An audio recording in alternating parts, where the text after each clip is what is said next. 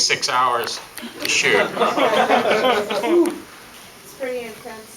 Was it just as intense to shoot as it was to watch? Oh, it was hideous. Part of the problem for us was that Toby, I don't know why, he wanted, he wanted 2 master shots for that scene, so we needed to shoot the entire scene with a good take from Grandpa's point of view, and then the entire scene with a good take from Sally's point of view, and then we did all the 2 shots, 3 shots, and inserts.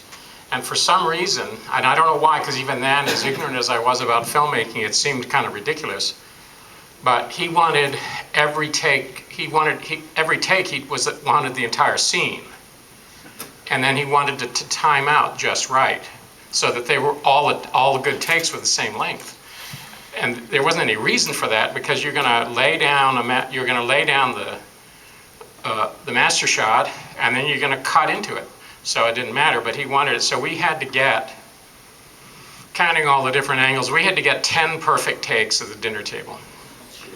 And we shot at a really good ratio.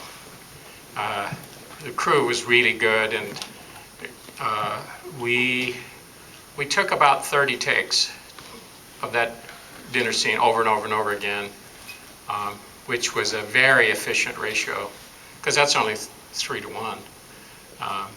And you see these movies where Marilyn Monroe walks into the scene and they shoot it 143 times because she can't say hello.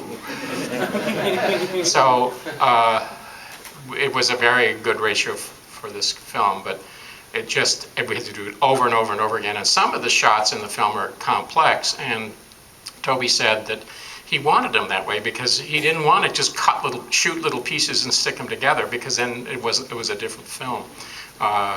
Probably the most famous scene, just from a cinematographic point of view, is it's the shot under the swing when Pam walks to the house. Danny Pearl, who was the DP, told me that his wife Dorothy did makeup on this. She went on to a very long career in Hollywood as a makeup artist, and she was doing makeup. She was John Belushi's makeup artist for, what was that movie, 1941? The Spielberg was shooting, and Danny went on the set to say hi to Dottie, and it's a closed set, but so Spielberg comes over to somebody and says, "Who is that guy on the set? He's not one of our crew." And they said, "Oh, it's Danny Pearl, it's Dottie's husband." And he goes, "Danny Pearl from the Texas Chainsaw Massacre?" And he says Spielberg walked over to him, put his arm around him and said, "That dolly shot, tell me about it." And he has a crew of 100 just standing there. And they walk off into Belushi's trailer, and he tells him to sit down at a table. So Danny has got his back to the wall of the trailer, and Spielberg sits on the other side of the table to ask him about everything he could tell him about the shot. Belushi, in the meantime, is getting very frustrated because he's not the center of attention. So he said it was the most bizarre experience of being in this intense conversation with Steven Spielberg while John Belushi is behind him doing shtick. Doing like all this samurai crap, trying to get him to distract it away from the conversation. So, Ed Neal, who was the hitchhiker, told me that he was cast in Stone's JFK. He had a small part, he was a reporter, but he said the reason he was cast was because Stone wanted to talk to him about Chainsaw Massacre. So he figured but what he wanted to know about was, how did you shoot the dolly shot under the swing? And he said, you get 2 really strong grips, and then as you roll the dolly forward, they step up and they lift the swing out of the way. And then you keep rolling forward. And Stone said, "Yeah, but how did you do it?" And it's like he couldn't believe, he thought there must have been some huge complex of cranes to lift all of this stuff. And it really was. We had a short track. Danny was handheld with this moderately wide angle. He lay down on the dolly, put the camera as low as he could, and then tilt it up so that you couldn't see the ground, but the camera was just brushing the grass. and shot up at her. And the reason the house looms up over her is because he's got a wide-angle lens. So it looks far away, and as he gets closer and closer, it disproportionately gets bigger. So anyway, questions? Yes, right here. When you guys started production, did you start day or night, or do you remember your first scene when you started? Like some people start at the ending, or in the middle. Like, do you recall? Yeah, it's very hard to remember a lot of that. I thought about it a lot because the days were so long. It was 6 weeks, 12 to 16 hours a day, and each day melded into the next. They shot day first. Okay. I believe the first shooting was in the camper. Actually, I believe the first day, as I remember, not in the camper, but in the van, I remember the first day of shooting being actually at the Stone at the Franklin house. And I remember watching them shoot the scene in the room with the zebra wallpaper, thinking, this is the worst dialogue I've ever heard. And it was because when they went into that room to shoot, this is a terrible thing to do to an actor on the first day of shooting, they said, make it up. So these people haven't worked together, they don't have any relationship yet as far as just being the characters. But then I think, as I recall, the first real sequence they shot was in the van. And it was toward the end that we started shooting night. It varied a little bit because usually we always got a 12-hour break. So a lot of what determined when we shot depended on when we finished for the night and what that meant 12 hours from then was going to be. And the last stuff we shot was,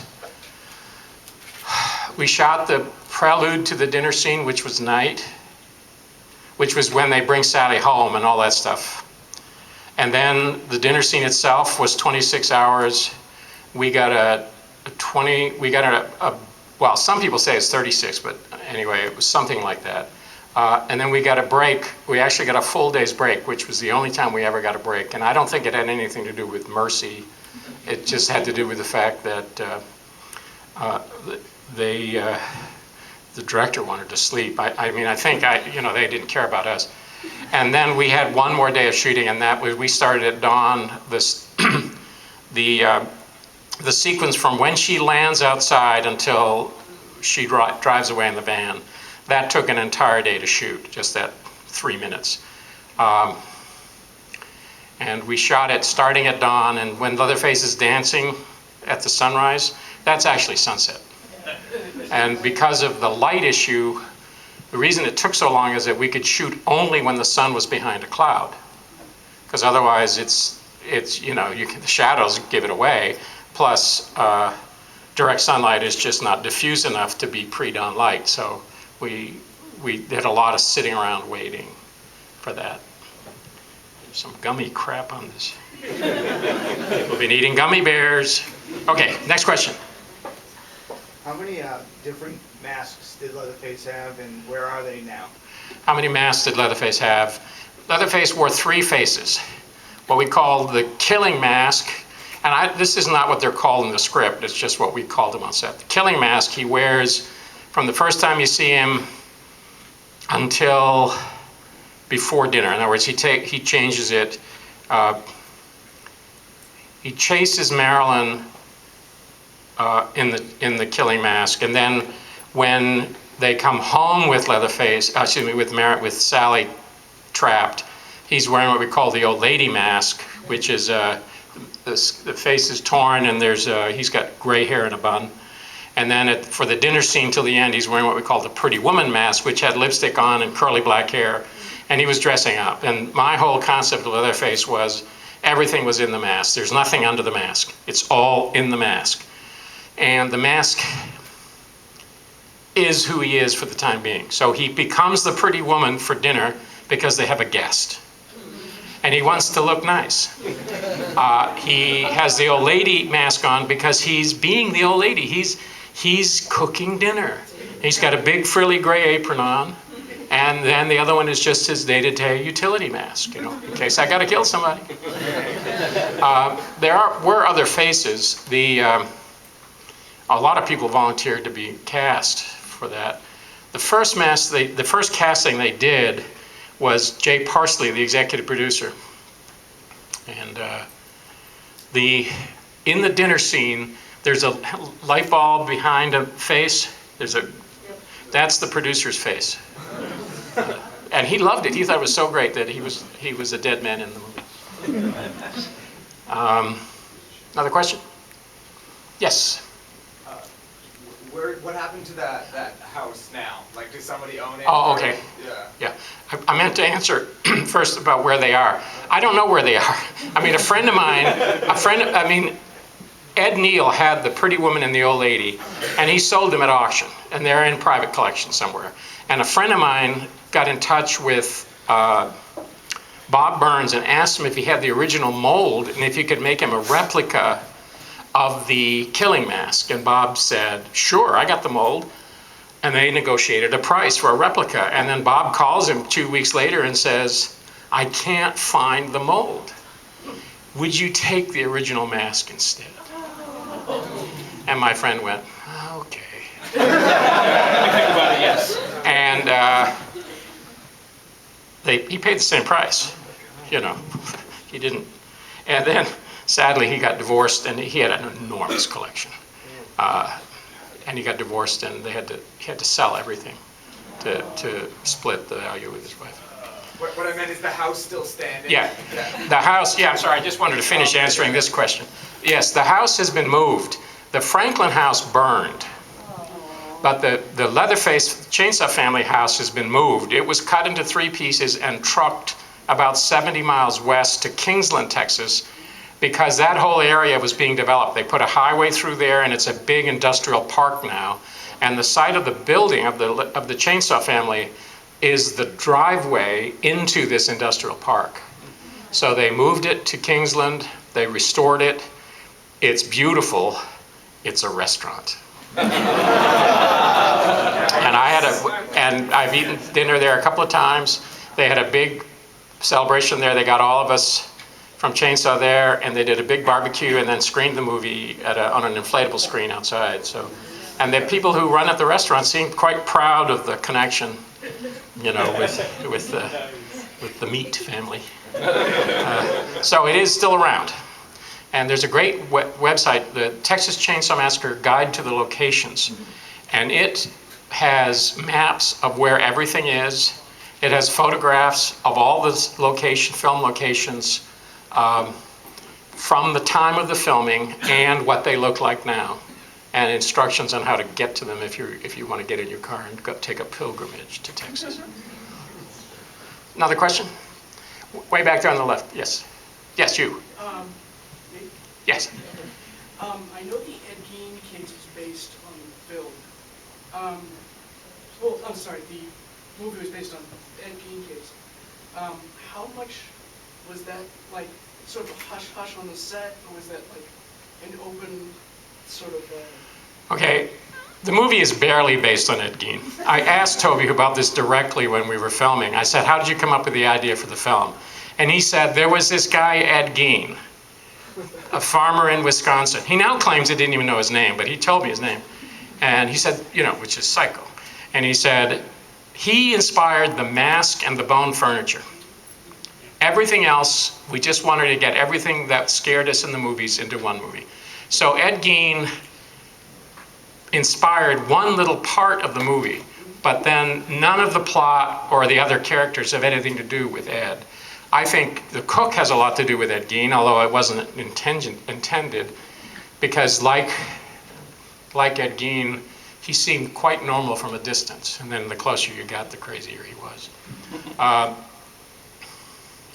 The chainsaw, I can tell you how the chainsaw came into the movie. This is Toby's story, but the fact that Ed Gein inspired only the mask and the bone furniture, that's directly from Toby one night while we're waiting for a shot to be set up. So I take that at face value, because that was during the filming before any of us decided we really wanted to inflate the story of Chainsaw. The chainsaw happened because Toby was shopping for Christmas shopping, and he went to Montgomery Ward's. Now, I don't know if you remember Montgomery Ward's. It was a poor man's Sears. And he was in Montgomery Wards, and he said that it was so jammed with people that he panicked. And he was trying to get out of the store. And it was a big store like Sears would be. He was trying to get out of the store, and he was fighting against this crowd that was surging in. And he was starting to panic from it. And he looked around and realized he was in a hardware department. And there was a chainsaw display. And he had the thought, if I had one of those, I could cut my way out. And that, he says, is how the chainsaw came into the movie. Way back there, yes? What's your favorite horror movie? The Haunting, the original one, 1963, is it? Yeah. The remake was... It's as bad as Chainsaw remake was. Did you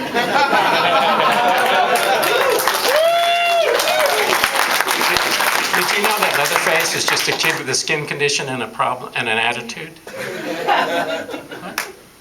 By the way, and his name is not Hewitt.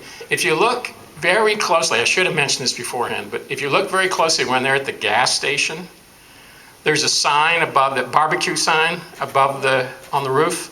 It has the family name, W.E. Slaughter.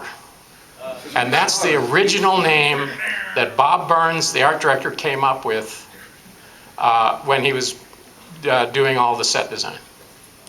So it was sort of the joke, it's We Slaughter, you know. It wasn't Sawyer, that was from Chainsaw 2, and Sawyer kind of stuck.